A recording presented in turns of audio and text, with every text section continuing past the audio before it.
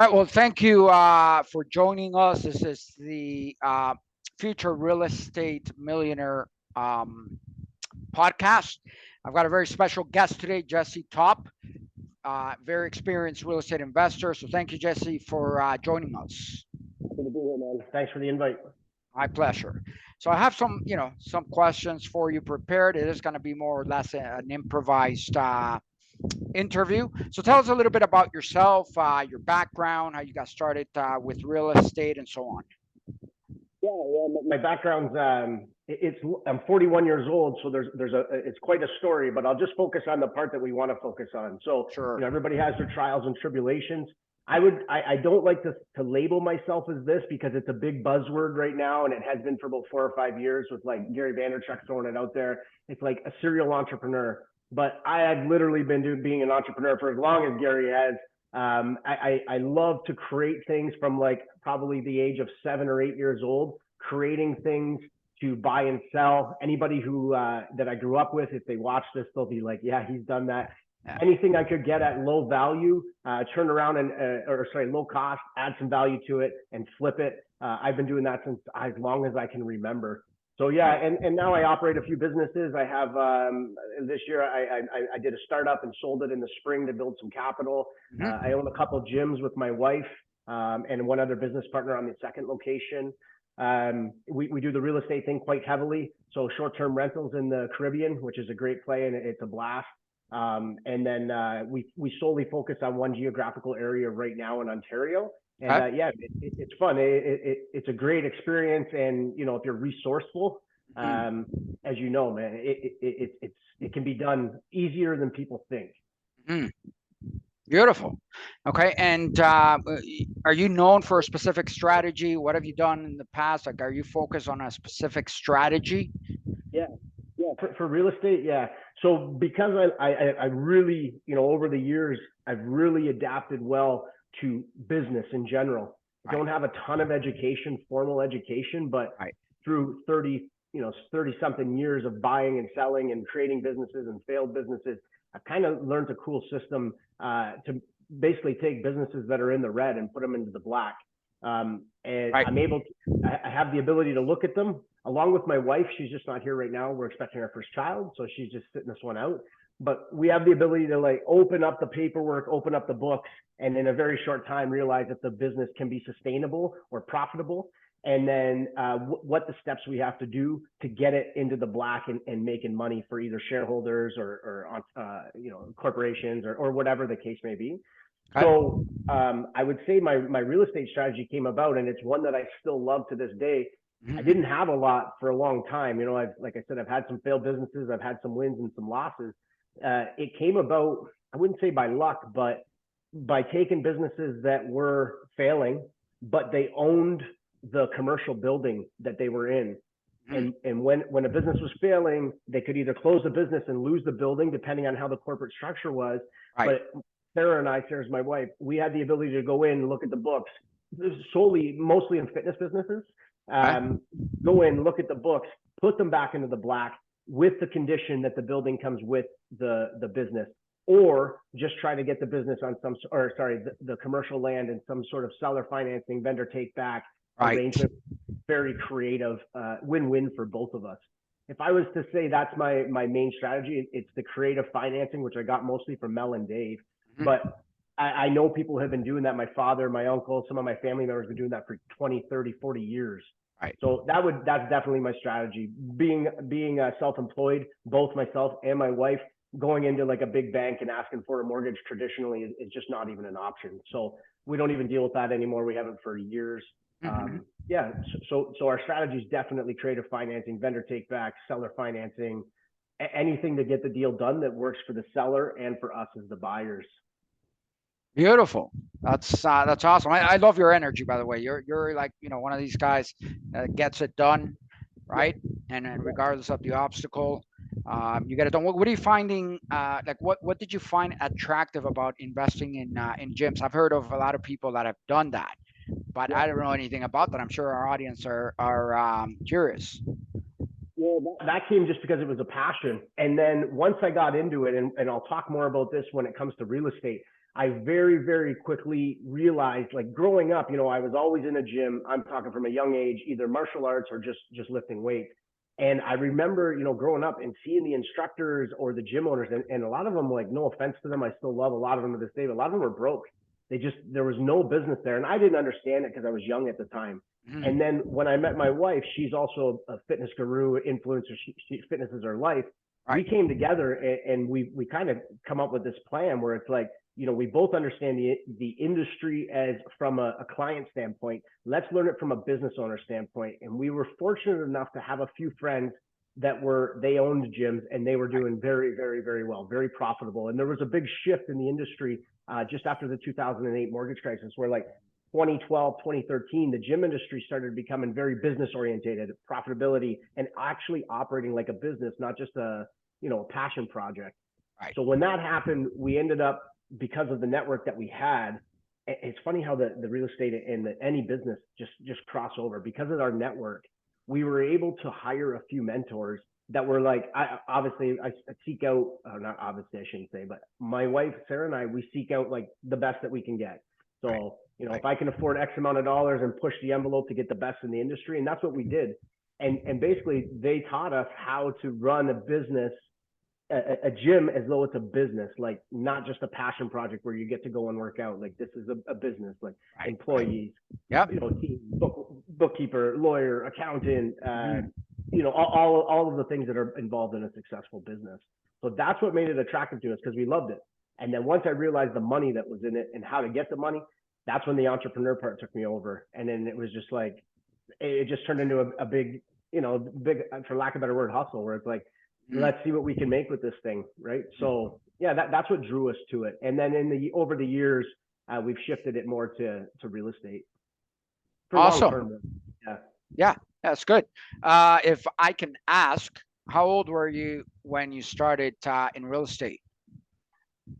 Well, I had my first place when I was 20 years ago, just under 20 years ago. Bought and sold a few places since, got out of it for, when the market, I'll just be completely transparent. So, because a lot of times I voice the wins, and I find everybody voices the wins. And sometimes they leave out that like period from 2011 to 2018 where things weren't, or say 2016, where things weren't so hot. Correct. So like a lot of people, I went through a rough patch there, both over leveraged, personal stuff going on, my health. And then once I got that stuff behind us, I got heavily into it in 2018. So I guess it'll be 5 years now. When I say heavily, I don't mean just like tiptoeing around either. It's like Sarah and I just made a cognitive decision and said, we're going all in on this. Let's do it. And then the pandemic hit, and we were in pretty good position in there. So that worked really well. Yeah. Awesome. That's good, man. That's good to hear. Yeah, I find a lot of investors. I mean, after 5 years, I think you have experience, right? As with any business and most, professional roles, after 5 years, you become an expert. So good for you. Good for you. So listen, let's talk a little bit about. I know you're a little bit into jiu-jitsu. What principles do you think are transferable to the real estate business? Man, so much. So, jiu-jitsu has given me, basically, when I talked about that rough patch, I got back into jiu-jitsu around like 2016, 2017, before that, 2015. And it completely just keeps me right on track. Humility, number one. Anybody, myself anyways, I have the ability to blow things up like I'm bigger than I need to be, or smaller than I need to be. So like, just we all have that inside of us.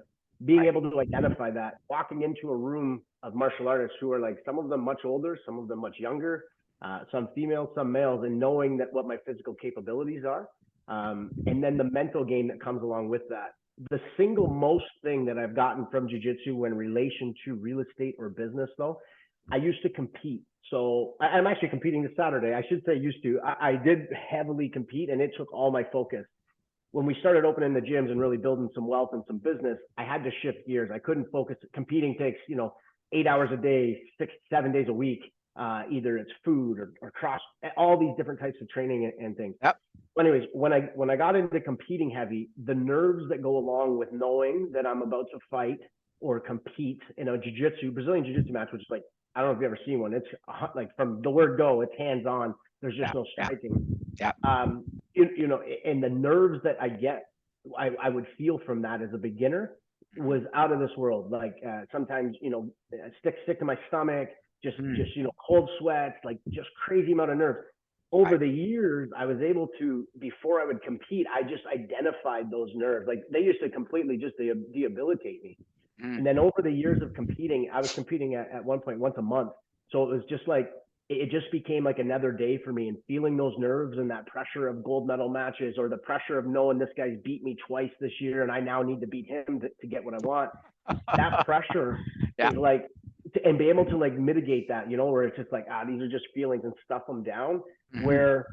Where now when I go into meeting a webinar on the, you know, a couple days notice, not a ton of prep, and be able to walk into a room where it's just like, you know, those nerves are gone. A negotiation, like I've sat into some pretty big negotiation deals where, you know, I think without that experience of being able to handle nerves and the pressure, I Yeah. think without that experience that jiu-jitsu gives me, or has given me and continues to, Hmm. it would be different outcomes. Where others are stressed, and I just don't. I'm not trying to be arrogant, but I just don't feel the same stress. I don't think, or the same pressure. Right. Awesome. Yeah. So jujitsu prepared you, you know, or keeps preparing you for your business, right? Yeah, So 100%. now, you know, let's get, you know, before we get into, you know, what you're doing now, how you're helping your investors. I know you're helping first-time home buyers, from my understanding. Yeah, Uh, yeah, but yeah. uh, but yeah, tell me a little bit about, you know, I'm a big believer of 80% mindset, 20% action. Mhm. Tell me a little bit about, you know, your self development. What do you do to, you know, to help you with your mindset? Yeah, it's true. It's 100% the only way.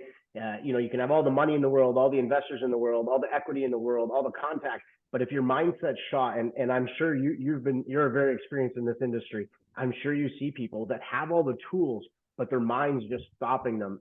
Right, Either right, it's holding them back, which I just talked about with the competitive thing with jujitsu, or they think that they're better than they are, and they're not bringing what they should be bringing to the table. They think that they're enough. Um, where the mindset of that and the blockages. So one of the things I've had to deal with, and I think a lot of investors do now, right in this market, is it's complicated. I'll just say it how it is. It's complicated, like to come up with capital. You know, people they watch the new, unless the people are very in tune with what's going on. right. You know, they don't want to invest. Nobody really, I'm not saying nobody, but the days of trying to get money easy is pretty well gone right now, Yeah, in my yeah. opinion, for a Yep. single person, without Hmm. attraction and promotion through social media and networks and things like we're doing right now. It's very difficult.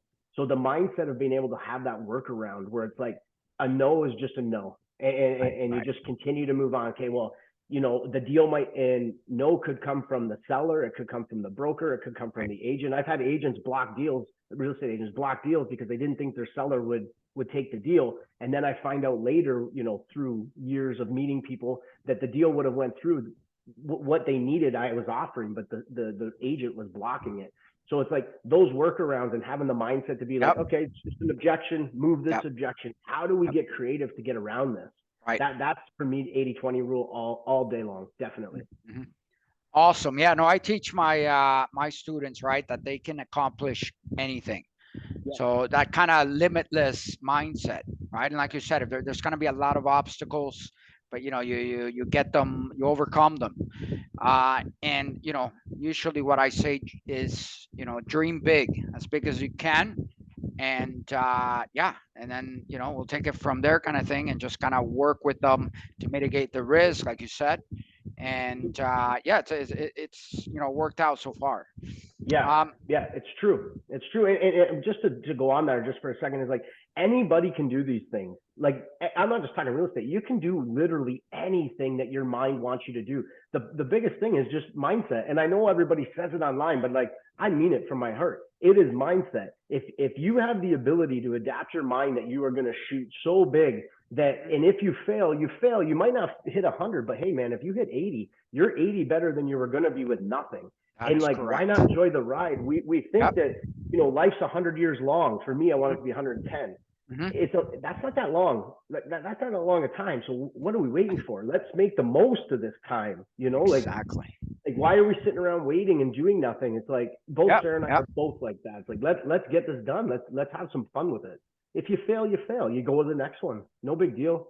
Just have to operate. I should say, if you fail, you fail. That's fine. But you have to operate with integrity. If you start failing and taking from people and being dishonest, Hmm. it's when you come into an expert circle, you can spot it. I've Yep. spotted this. Yep. I don't know. This guy's Yep. no good, man. Yep. You got to go.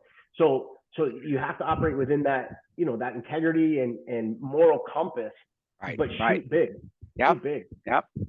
Yeah, no, I agree. And I always tell my my mentees or students just the same thing that you're saying. If you don't get 100%, get 80. And the most important part is don't leave any money on the table. If it's a good deal, take what you can, right? And then Yeah, that'll so you true. that'll help you with your next deal. Yeah, yeah, so true. I even that with mindset. Not to go on too much about it, but Ramon, you know how important it is.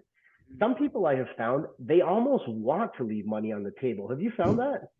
It's just like they want to leave it on Well, the table. that It's like, that what are you or doing? yeah, that or they get too greedy. Like, come on, just don't leave money on the table. Don't get too greedy, Yeah, yeah, yeah. right? Everybody's gonna win. Yeah, Everybody's gonna win. yeah. Alrighty. So, yeah, tell us, what you're doing with investors now. Like, how are you helping? I know I saw one of your posts that said you're helping. If you don't have a house yet, Yeah, you're helping those kind of people. yeah. I'll just be right bluntly honest with you. I have a few friends of mine, very, very close friends. I call them on my inner circle. These guys have helped me, and girls have helped me build my businesses. When I need somebody or if I'm down, they're the ones that like, man, what are you doing? Let's go. You got this. Because not Right, every day right. you feel like going around the obstacles, right? A few of them rent, and I've come up with a system that I want to get them in houses. They're too good of people. If they don't do it now, they're like 25 to 35 years old. If they Mm-hmm. don't do it now, they're not going to have a house because if the Yep, market continues yep, to go the way it is. I yeah, have the ability and the network. We have some funds. We do a bit of lending. They are still in that mindset that it's like, well, I need to have 20% down or 5% down or whatever their case may be. A lot of them are self-employed, so they've young. The school system doesn't teach us this, but they go into the banks and they get denied, and they mm-hmm, come and tell mm-hmm. me this, and it's like we got to figure out a system. So basically, what we're doing is we're finding undervalued projects, which I got this from Ken. So, and he's got his own thing, which is absolutely amazing going on. I'm doing this just to help a few of my buddies out that I want to. I've said to them, they're like, I'll bring you in. You'll have equity in the deal, and it's like I don't want equity in the deal.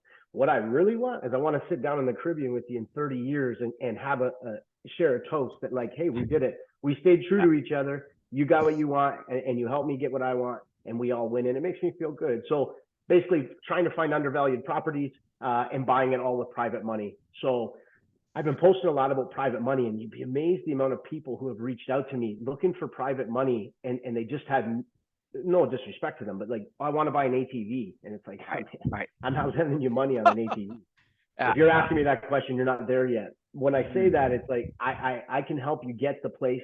I have the systems and the network, and I have access to guys like Ken and his circle Right, and right. yourself Yeah, and yeah, Mel and Dave, where it's like you can vet a deal very quickly. Now, I'm sure for you, it's like in the beginning, a deal took me days to vet. yeah. Now it's like it's literally like I can give it a once quick over 10 minutes. Okay, let's look a little deeper into this one, and then you go a little deeper than that.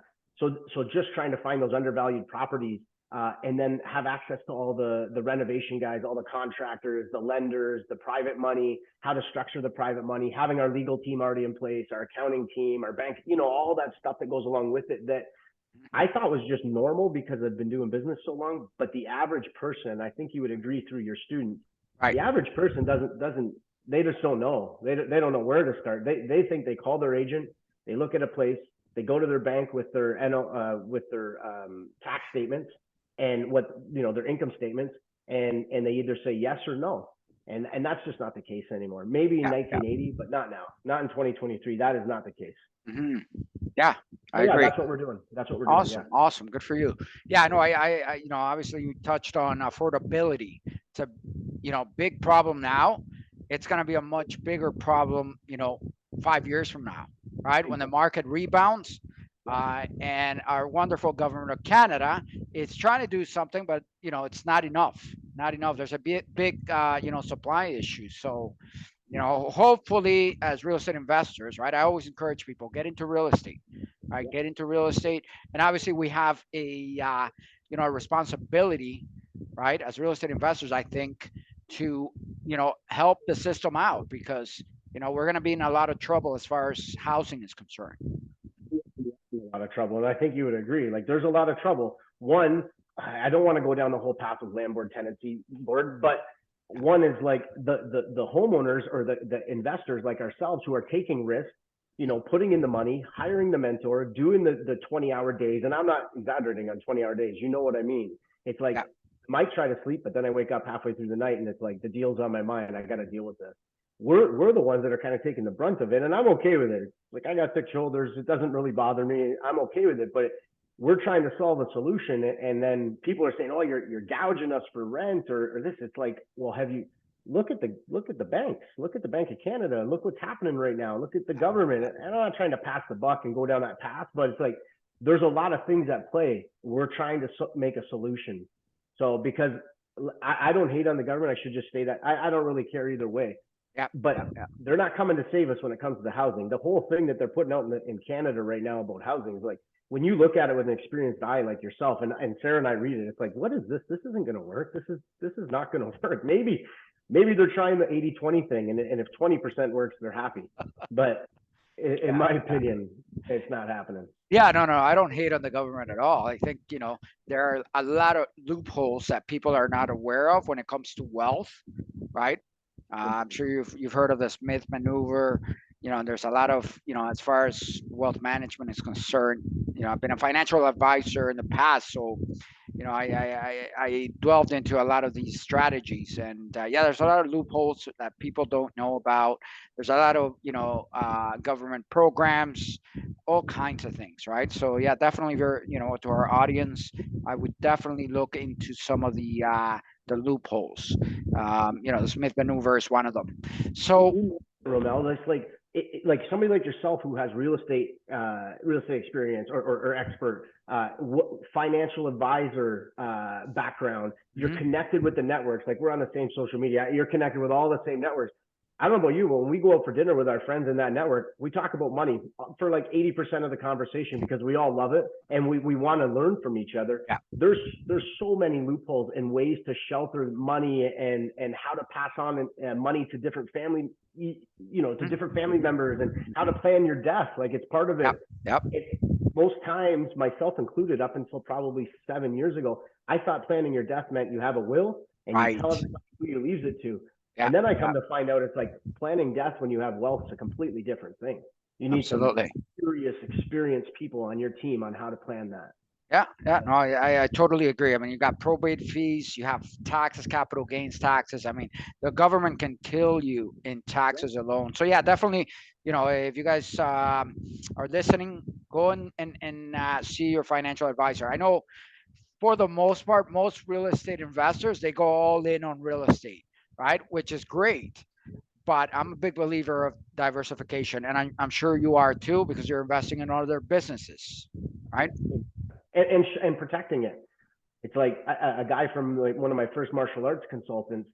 He told me, you're making lots of money. You got to lock the back door. And it worked in that situation, but now it's a different situation. It's like, now you have to lock the back door and shelter yourself so that the money's not coming in and then leaving.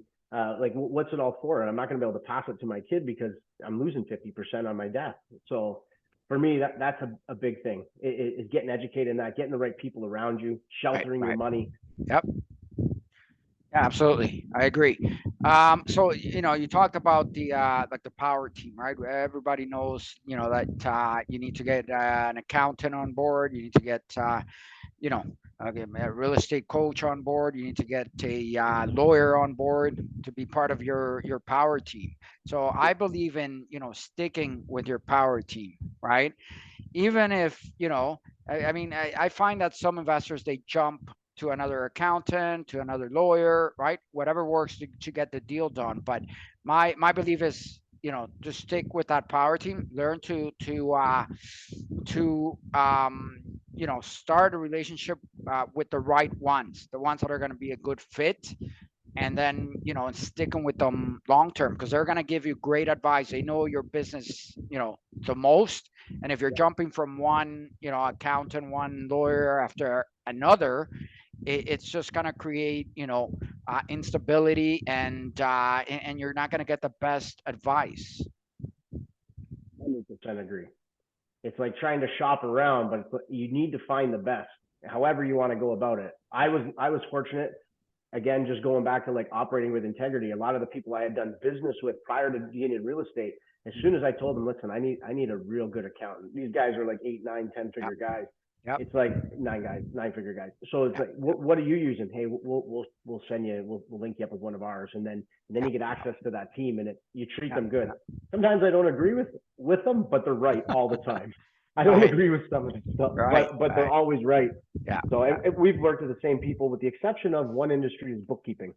I just found bookkeeping to be an industry that you really need to source out the best. And the best, from my experience, are the ones that stay on you to get your paperwork right every month, week. Which Mhm. sometimes, as a business owner and an investor, gets to be like, oh man, what Yeah. you're Yeah. Yeah. you get off my case. But a Yeah. bookkeeper is key for the day-to-day success. Yeah, absolutely. I say, you know what, if a professional has letters beside them, and the more they have, the better. I mean, obviously, I'm not trying to say that if they don't have the letters, they don't have the experience, or anything like that. But if you're just starting in real estate and an accountant has a CPA or a CA, you're going to be in good hands, right? And if they have 5 years experience, you should be good. Yeah, yeah. In the ranking, like, there's a reason why I don't know if I should say this publicly, but I will. There's a reason why BDO charges what they charge. I'm not saying they're the best or the worst, but certain accountants, if you go to one accountant, you've probably experienced it. One guy's $80. Well, no accountant's 80. Say one guy's $100 an hour, and then you go to the next guy and he's 1,500. And it's like, whoa, you're both accountants. You both have the same numbers or letters beside your name, Yeah. but there's a ranking system there, and I firmly believe that. I'm not an accountant, so I won't speak on it too much, but I do know that you get what you pay for. An accountant is top of the list. You got to get the best.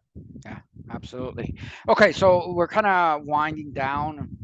We've got about 6, 7 minutes left. So, where do you see yourself going in the next, year, 3 years, 5 years, even 10 years? Yeah. Yeah. I'm always looking. I was going to say this too. A piece of advice I got from my uncle. And my uncle's also into real estate and business, similar backstory as mine. He told me at my wedding 5 years ago. He says, "I said, got any advice?" He's pretty wealthy.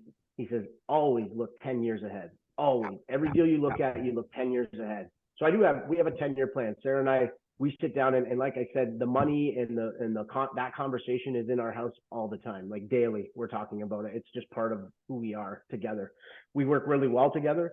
I'm 41, and we're just having our first child. So Oh, we've built some okay. wealth in the last few years, Yep. and we're just going to enjoy being parents, actually, for the next year.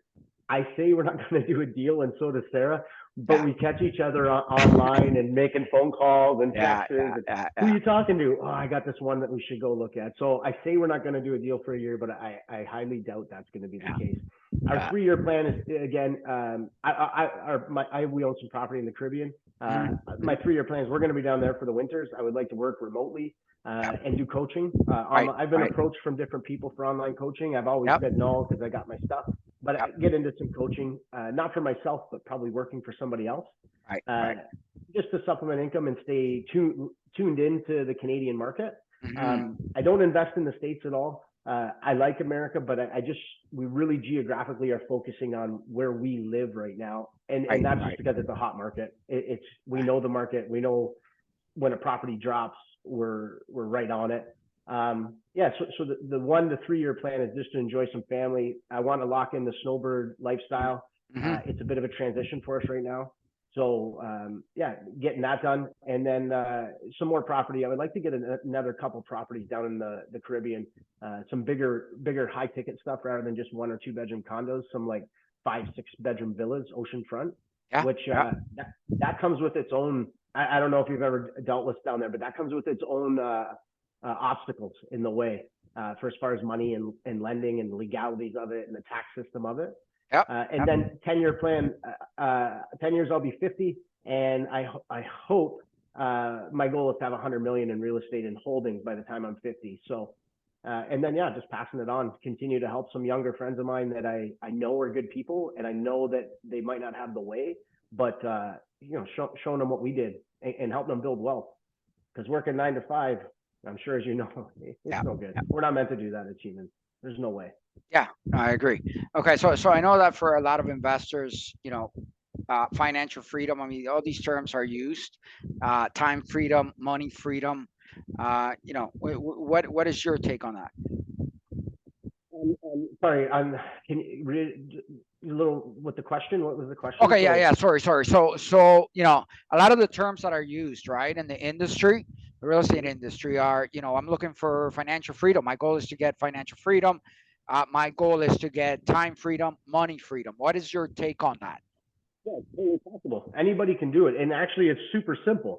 It takes risk, so you're gonna have to you have to accept the fact you're gonna take risk. So here's the breakdown of this whole webinar. I'll give you how I operate. You're gonna have to take a risk. You mitigate the risk by doing due diligence and being around people, either a mentor, coach, family members who actually know what they're doing. Yeah, So don't go hire the cheapest guy. Don't get your advice from your brother's uncle's cousin that owns some stuff back in the day. It don't work. Like, the industry changes. yeah, yeah, It's absolutely. totally possible to do. And then the biggest thing is to get plugged in. And it's easier said than done.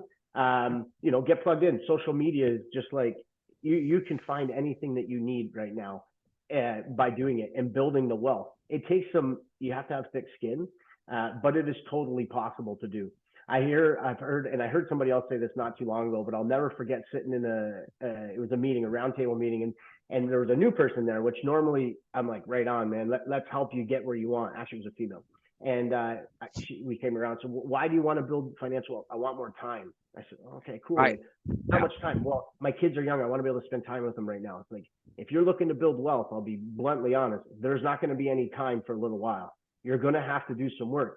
But I'm sure you would agree, once you get 1 or 2 or 3 under your belt, and then you kind of have the network, and then you're able, when those deals come to term, you're able to leverage them.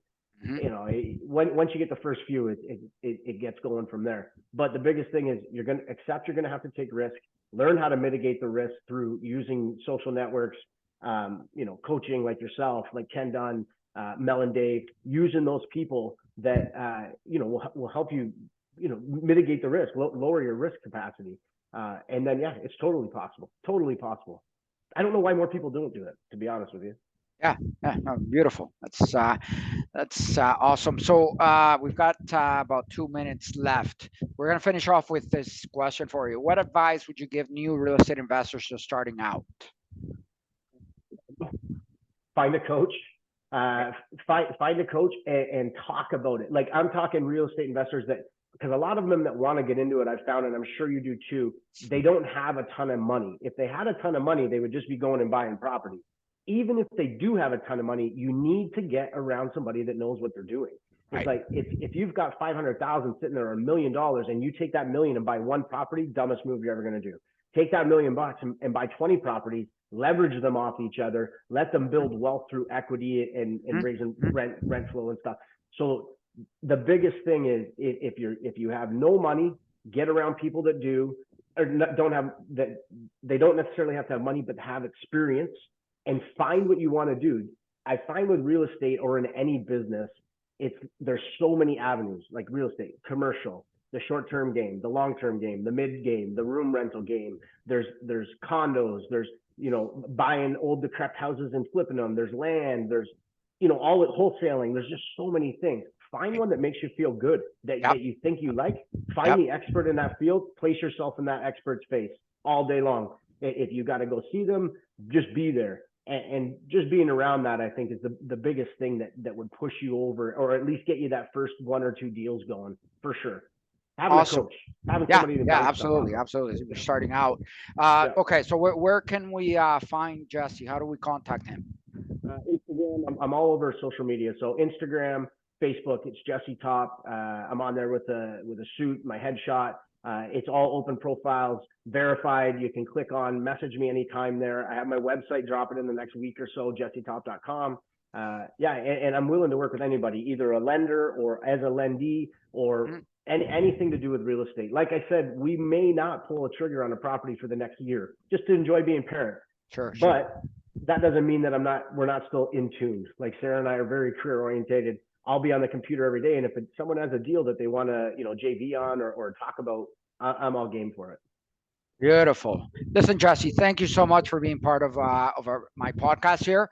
I reached out to you and you immediately, um, said, yeah, let's do it. So, I find you very humble, which is good, right? Because in this industry, you find a lot of people that have big egos, and I appreciate that. Yeah, yeah, And thank you. to the audience there, if you contact Jesse, I'm sure he's gonna be open to help you, or whatever the case may be.